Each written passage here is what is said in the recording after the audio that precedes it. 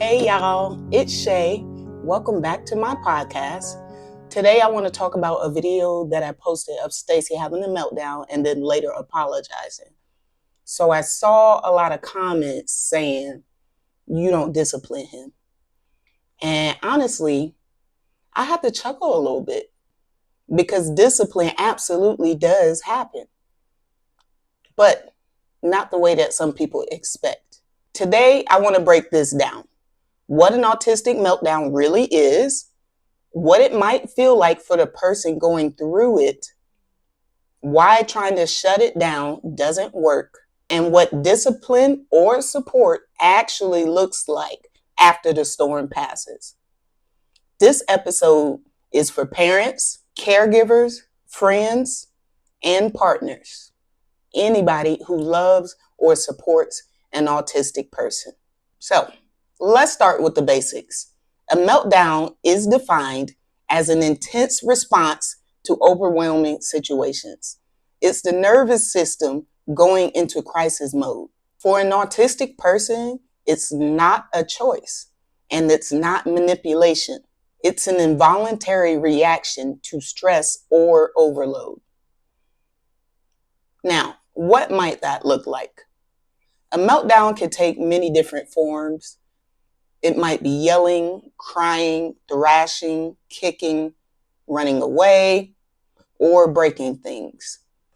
It can also look a little bit quieter, like shutting down completely. Me. Covering your ears, going what people call nonverbal, or freezing up. And what does it feel like to the autistic person? Imagine with me, if you will, every sound in the room turned all the way up. Every light on the brightest setting and in your eyes. Every demand possible on you, in your brain, piling up until your body just says, no more, I can't take any more. So that's basically what it feels like. The nervous system is overwhelmed and regulation goes out the window at that point. But it's not bad behavior. It's survival mode. That's why you can't treat it like a tantrum or a choice, because it's not. Now, let's talk about discipline, because I know that's what people are curious about. When a meltdown is happening, the brain is in fight, flight, or freeze mode. Learning cannot happen in that state. Let me say that again for the people in the back. Learning cannot happen in that state. If, in that scenario in the video with Stacy, if I were to try to talk about punishments right then, as he was having a meltdown, it would just go in one ear and out the other. So there was no point. That's why you saw me sitting quietly in the video and just kind of waiting it out. And here's another piece. I used to think that it was my job to stop the meltdowns. And I think that's what others think also, that it's my job to stop my son's meltdown, to put it out fast, like a fire. I used to even think that I could stamp my own emotions down while I was having a meltdown just to make it stop. But here's the truth. Trying to shut it down often makes it worse. Think about it like this. If a fire is burning and then you start throwing gasoline or whatever on it that makes it do what it's supposed to do, the flames are going to shoot higher. Y'all picking up what I'm putting down. I mean, you know what I'm trying to say. It's going to get worse. The same thing will happen if you try to squash a meltdown by force. So as far as what do we do, what will work is waiting until the calm returns. Just time, basically. That's what'll work. That is the only time that they can receive whatever it is that you're saying anyway. That's when the teaching moment can actually happen. Discipline doesn't mean punishing in the heat of the storm. I don't know why people think that. Discipline means to teach. So if the person cannot learn in that state, why would I attempt to teach? It don't work like that. You have to wait and teach them after the storm passes, when their brain is ready to learn. So if you can't punish your way through a meltdown, then what do you actually do in the moment? Well, I'll tell you. Number one, safety first. Keep the person safe. Keep yourself safe. Keep any siblings or family members that are around, keep them safe. In my household, if my son is having a meltdown and, he is not harming himself or anybody, I go to my room. My daughter, she's the same. She just goes in her room. I don't even have to tell her. So if you can do that, then yeah, just send them, the siblings or whoever, in their own spaces, or you yourself and your child go to another safe space. Now, speaking of safe spaces, I like to mention that you should have a designated place in your house that's a safe space, basically somewhere that's quiet, won't overstimulate. Your kid has all their things that they love, these fidgets, whatever the case may be, low lights, anything sensory that they can imagine. And that's their area that they feel nice and safe in. So my son's safe space is his garage, which is like his man cave, or his bedroom. So whichever one he chooses to go to, that's where he'll usually go. However, there are times where he either doesn't realize he needs to go to his safe space or just doesn't want to. And then I have to step in and let him know, hey, you need to go to your space, buddy, or whatever the case may be.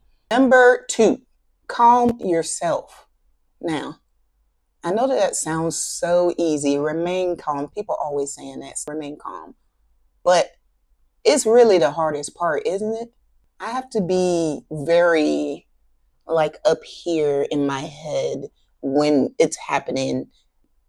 I'm being honest with you guys. I have to be up here with it, and I have to slow down my breathing, tell myself to unclench my fist. If my brow is wrinkled, I look, smooth it out, honey. Just lower the tone of my voice, because if I get heated, then it's just going to add to whatever emotion it is that they are feeling. If my son is having a meltdown, a moment, or whatever, and for whatever reason I'm getting upset because, he may do some things that I don't like while he's melting down. So it is quite possible that I could also get upset or get mad, or whatever feeling that he's feeling, I could feel it too. It's quite possible. So I have to be very mindful of that, because if I do get up there with him, he's going to challenge me and go up a little bit more. And I say challenge, but that's really more of a joke. But he's not challenging me. It's adding fuel to his fire. I was looking for that doggone analogy.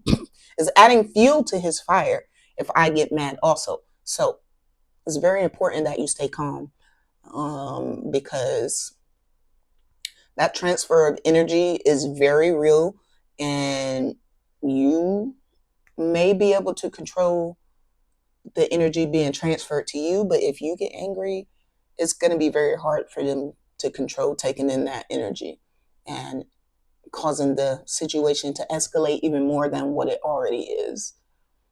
But I'm sure you get what I'm saying. You pick it up what I'm putting down. Stay calm, okay? Number three, reduce the triggers. Now, this is important. It's important for you, first of all, to even know what your child's or person's triggers are. Like, for example, I know for a fact that my son does not like yelling. I know that. So that would be a trigger for him. So I, once again, try to remain calm and try not to yell while he's in meltdown. Some kids' triggers may be TV, loud noises, etc., bright lights. You know the drill. Bright lights, etc. So what can you do turn off the TV, any music or whatever little game they have on their tablet, turn it down. You can dim the lights for them, move them to a quieter space, their safe space. Sometimes the best thing to do is just be there with them and not say anything at all. Because you really don't have to talk all the time. You don't. Sometimes they just need somebody there with them. And let's widen this out, shall we? What if this is not your child, but your partner, your friend, or your family member having a meltdown? The steps would be kind of similar, but now we're not talking about discipline anymore. We're talking about just support. So, for an autistic adult, support can look like giving them space, asking in a calm tone, do you need me here with you or do you want me to leave? Do you need quiet? Would you like me to turn down the music for you? Are you thirsty? Are you hungry? Whatever. Do you want to go outside? Anything? Or you could just sit with them, like I said, until the storm passes and be quiet. I'm going to tell you right now, I would really cherish the friendship if a friend did that. Like, if I'm having a meltdown and they didn't know what to do, but they didn't leave, just sat there quietly, yeah, you can come back. You're welcome back in my space, because that's a good friend right there. Sometimes you don't know what to say. And honestly, if I'm melted down and somebody starts talking to me, I can't even explain the feeling. It's like, I don't even know. I can't even explain the feeling, really. It's just don't. I mean, sometimes. It depends. Because there have been times where I was having a meltdown and someone was able to calmly talk to me in a calming tone and stuff like that and help me to get back grounded. But for the most part, I need quiet, honestly, and just let me cry. Just let me do what I got to do. I'm going to do it, okay? And if you can't stand to look at it, which is fine, because some people don't like seeing people crying, just go ahead. That's fine. You don't have to, you know what I'm saying? All right. Where am I at, honey? Oh, right. The most important thing, though, do not take it personally, because it is not about you, honey. No meltdown is not about you.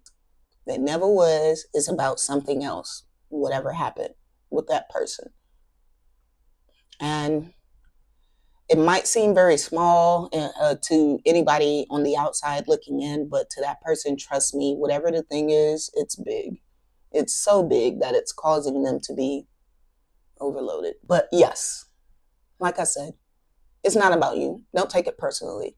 And that's one thing I had to learn myself and has really helped me so much in this journey with my autistic son, that when stuff is happening during his meltdown, none of it is about me. Not one thing. And honestly, I had to sit back and think about this. I don't remember who told me or where I heard it, but maybe ABA, maybe one of the BCBAs, I don't know. But anyways, they said that to me. And I'm thinking back, like, it has been years since Stacy's been having meltdowns, and every single time I take it personally. I end up crying. I end up in my feelings, upset, have a bad day after that. For what? Something that don't even got nothing to do with me? It's crazy. Never again. I mean, sometimes I do still have a nice little relieving cry, but I'm not crying because I think it's anything to do with me, because I know it's not. So keep that in mind when your child or your person is melting down. It's not about you. Don't even take it personally. Now, let's talk about what you can do after the meltdown is over. Once the storm is over, that is when the teaching or the repairing can happen. And let me go ahead and set the record straight about that video right now. Some folks thought that I never disciplined Stacy for doing what he did.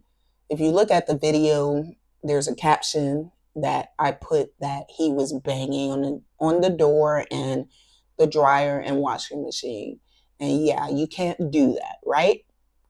But when he came in, he just apologized and I sent him on his way in the video, right? He just apologized and I sent him on his way. No, nothing, right? But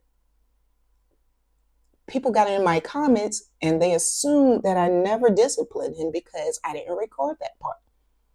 But here's what really happened. When I noticed that the house was kind of silent, I realized that he might be calming down from his meltdown. So I just waited for that silent moment. That's all I was doing when you saw me in the video recording. That's all I was doing. Just waiting for him to be quiet. So when I heard that silent, that's when I got up, I cut the video, and then I got up and I went into his safe space, his bedroom. And then that's when I told him what he had done during his meltdown. Because in my experience, there are times where I melt down and I don't remember everything that happened. So I always like to tell him, sorry to tell you, son, but this is what you did when you were melting down. And not only is this what you did, I didn't like it. I didn't like that stuff that you did during your meltdown. And because of that, this is your punishment or whatever for doing that. And because he was calm, he was just like, okay, all right, that's fine. I'll take that punishment, of course. He's a good son. But all of that happened before he came, knocked on my door, and said sorry on his tablet. All that happened before that. What y'all saw, or what the people saw, whoever, on camera, what y'all saw on camera was the after of the whole meltdown process. And everything had already been handled. So there is that. And then also, it really is beyond me how people take a little bit of information and then make a whole assumption out of, you know what? I'm not even going to go there. Anyways, so after the meltdown, here's the flow. Reconnect, go to the safe space, explain what happened and how it impacted others. Make sure they know what you did made this person mad, what you did made this person sad, etc. Make sure they know. State the consequences clearly and consistently, especially if you have one of those kids that like debating and negotiating. Just keep stating the consequences clearly and consistency. You're going to feel crazy repeating yourself, but that's the way to go. Okay, you don't negotiate with them. do not. Stacy is infamous for that. He loved negotiating. Well, how about this? How about I said? That's all I'm going to do is keep repeating myself until you give up. But yes, and again, if this is your partner, your friend, or your family member, an autistic adult, discipline doesn't apply, of course, but support does. After the meltdown, check in with them gently. I cannot stress this enough. Check in with them gently. Ask them if they're ready to talk before you just start going. And if they do say they are ready to talk and they talk, do not interrupt. Save all questions for the end. Please. Please. Save all questions for the end. The only interrupting I will accept is validation. Yeah, I understand. Okay. Validate what happened to them without shame. Don't make them feel like what they did was bad.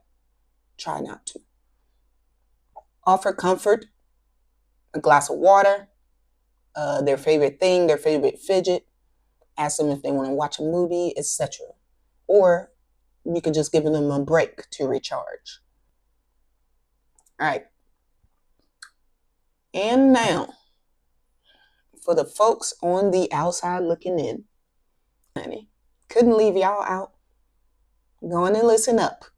If you see a meltdown,